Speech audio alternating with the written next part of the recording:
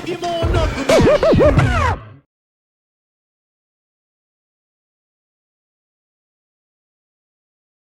I think most humans have in them the capacity to commit murder. It is not because... No, we don't, Richard. They choose not to, not because they are morally superior, as they so commonly claim, but because they are imprisoned in a web of responsibilities, commitments, beliefs, and sentiments. Richard. And that would render murder an absurd gamble or ridiculous self-destruction.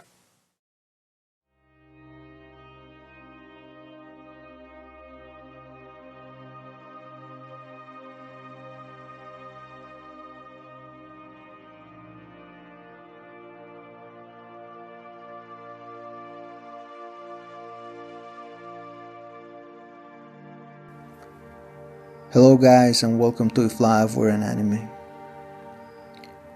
I like crime stories.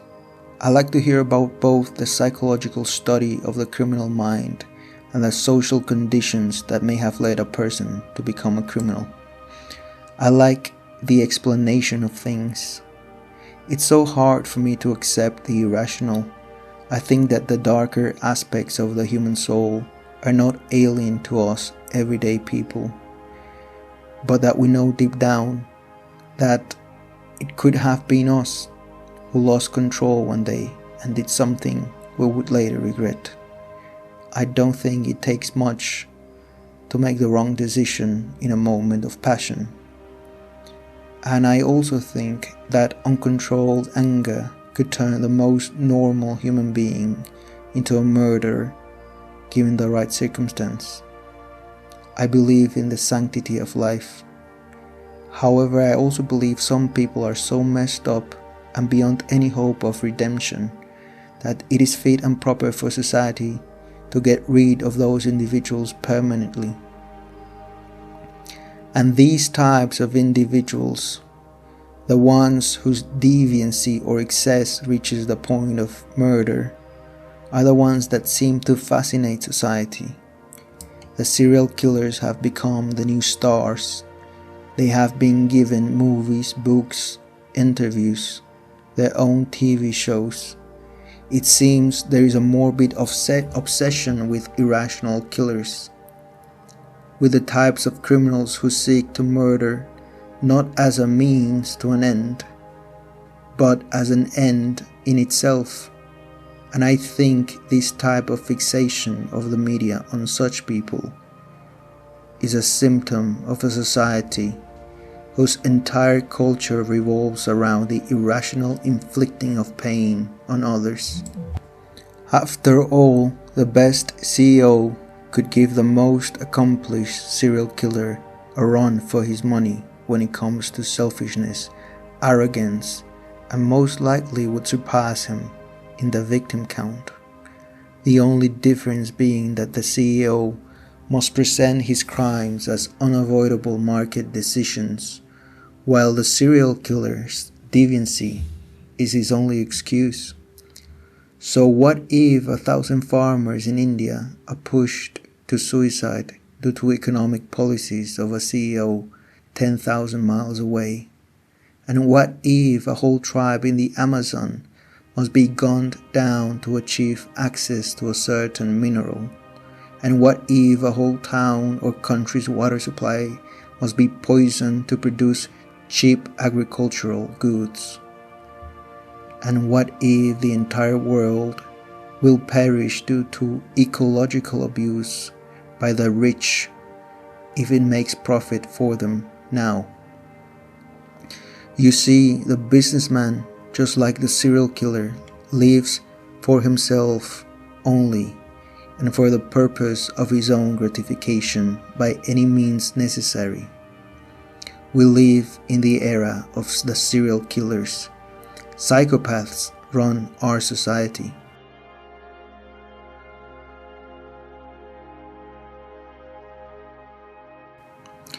Juan Rulfo was a Mexican writer who lived through a period of civil war in Mexico called the Christian Rebellion.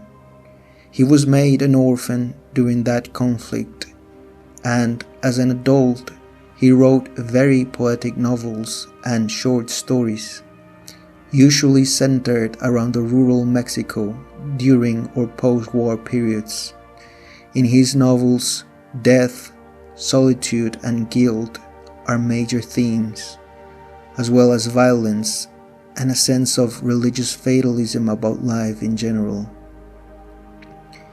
Well, for Juan Rulfo, he was personally affected by the war, the loss of his parents being such a huge blow to him at that very early age, that during his childhood it seemed like a dark cloud of sadness had settled over him to never leave him again. And in one of the very few televised interviews he ever gave, he is asked about the violence of the characters in his novels, and he very personally responds that he himself after the war met these people that he wrote about. They were bakers, truck drivers, milkmen, postal workers, people with delayed fuses attached to their temper, people who had lived during the rebellion. They had tasted committing murder and rape during the war, and they had liked it, even if now they are innocent looking and peaceful, but on the inside they were murderers.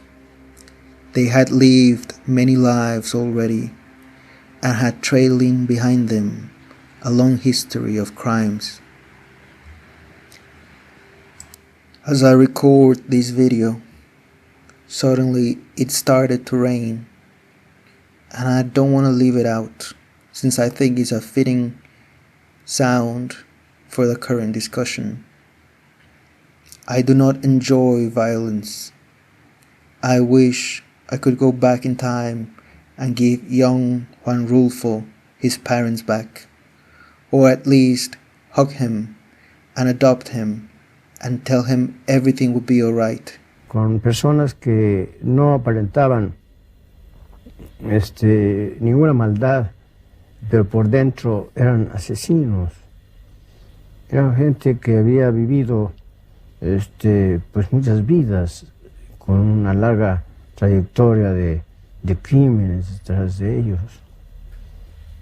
Y es impresionante conocer a esta gente que de pronto la considera uno pacífica, tranquila, apacible, como decía antes, y de pronto sabe que detrás de él hay una historia muy grande de violencia, ¿no? Entonces,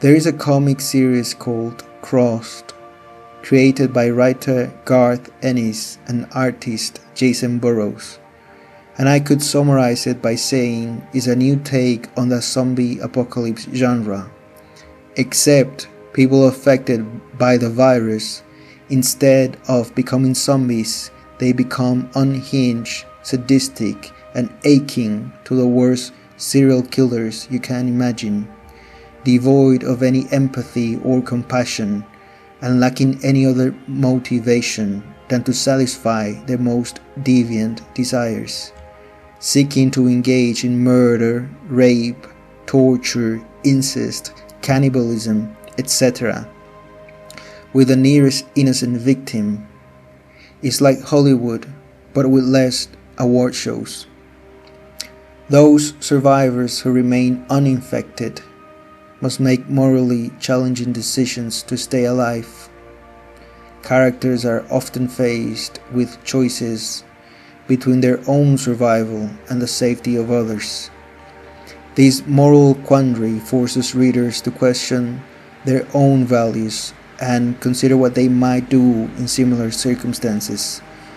The comic's relentless portrayal of uncontrolled human brutality underscores the fragile nature of human morality when pushed to the extreme.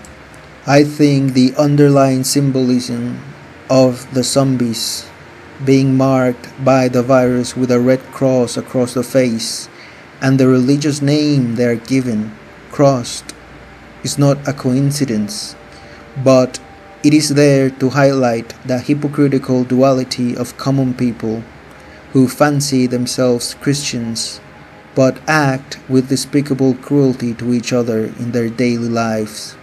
I think this is the best rethinking of zombies I have ever seen.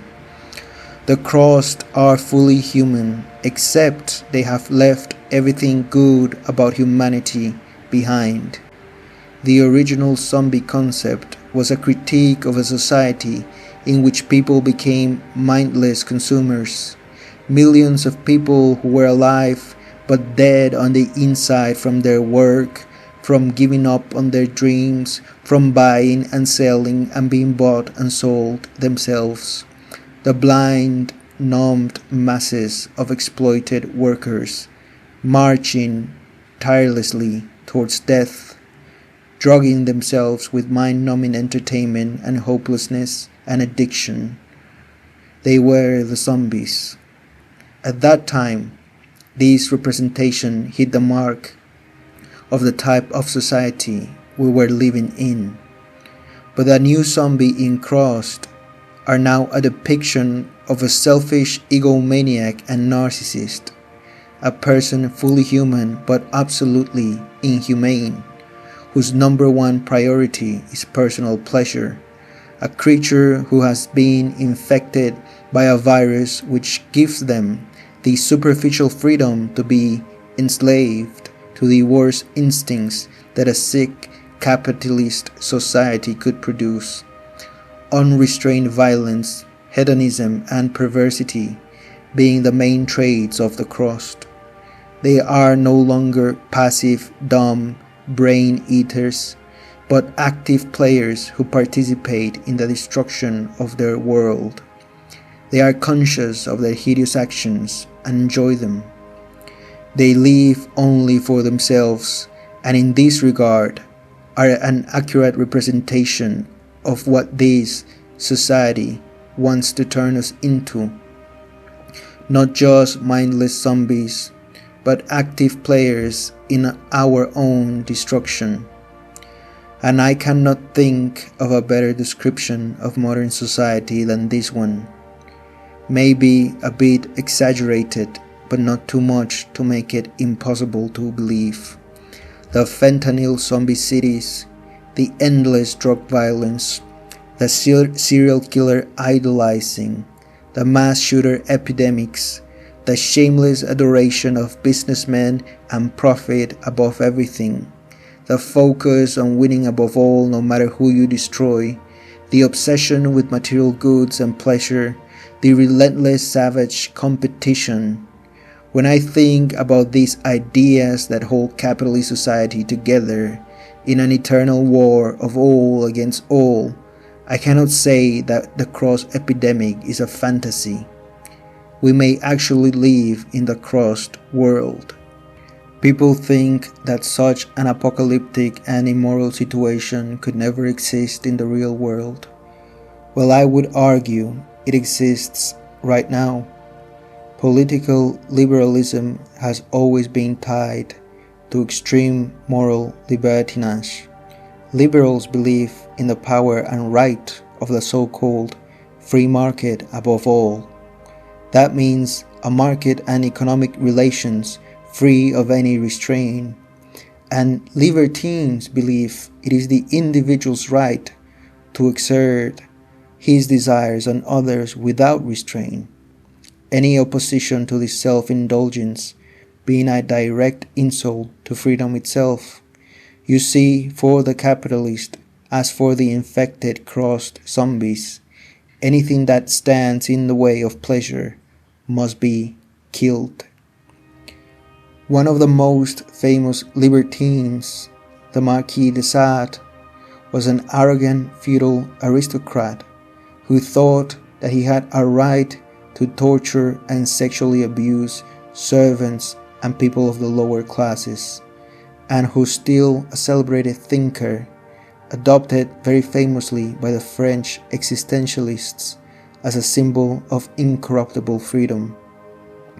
Yet the Marquis de Sade argued in his works to legally allow the rape of a person of any age by any citizen at any time, this idea coming only from the mind of the most depraved psychopath, who is now still studied and celebrated among pro-capitalist liberals and academics all over the world, and whose extremist ideas underlie the very philosophy hidden in capitalism, which is freedom for the few above the well-being of all. But we don't need to go that far in history to expose the shameless crimes of extreme selfishness. Here in America, Thomas Jefferson himself wrote about the so-called inferiority of black people while secretly raping black women. Now you also have your Jeffrey Epsteins, your Clintons, your DuPont families, etc. The rich have always taken pleasure in depravity and from the suffering of the rest, and any modern corporate executive or CEO would make the Marquis de Sade look like a saint.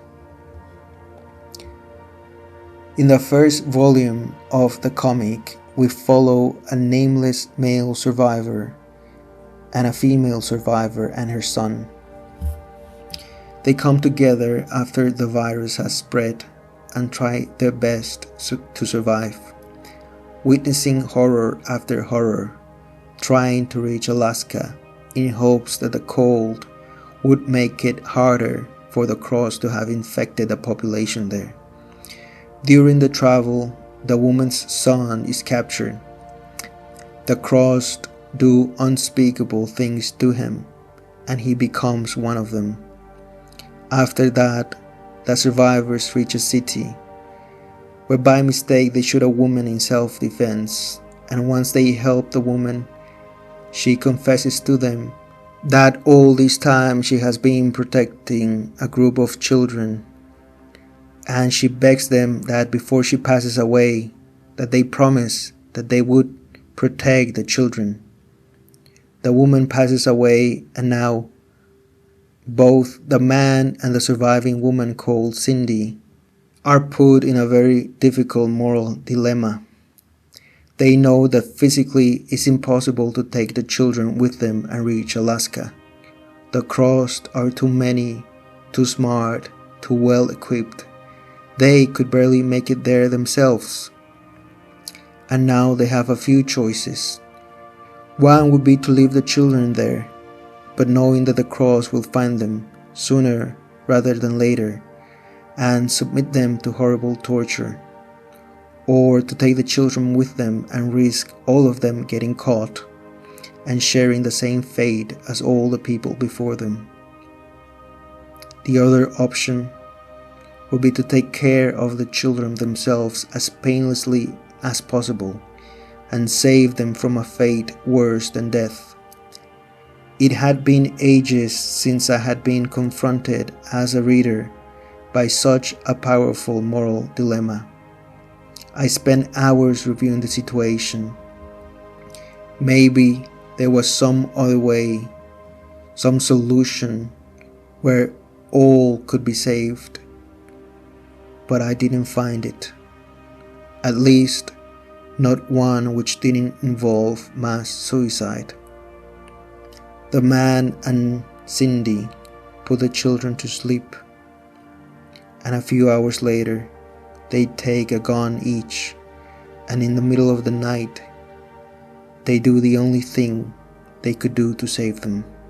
The terrorized look of the children imprinted on the man's memory forever, he himself admitting that after that day, something inside him had died forever and had taken the place of his soul, something dark and cold and lifeless.